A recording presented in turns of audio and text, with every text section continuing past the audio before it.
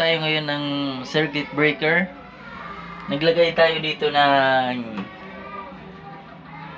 60 ampere main breaker para sa mga ilaw at outlet.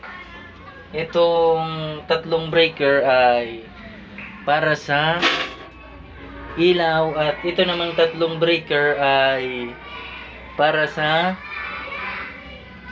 mga outlet. At meron pa tayo dito isang panel board. Naglagay tayo dito ng main breaker nya na 60 ampere. At ito yung branch nya na breaker ay itong dalawa ay para sa aircon.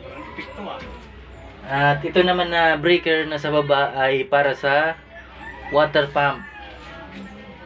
Wina-wiringan na natin siya ngayon, guys.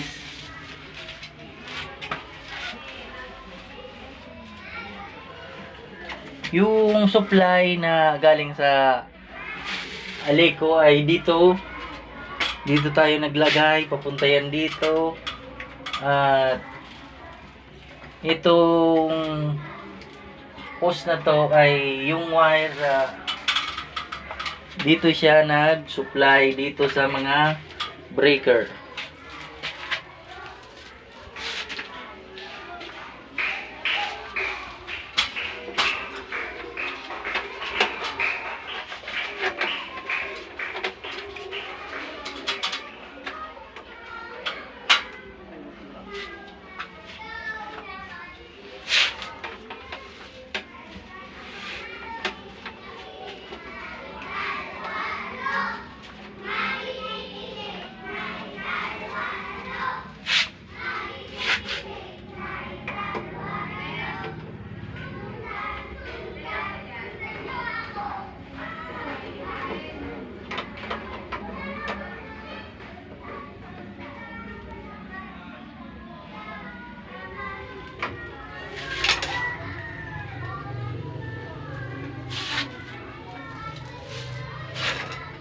Ayan guys, na tapos na natin wiringan yung building na to.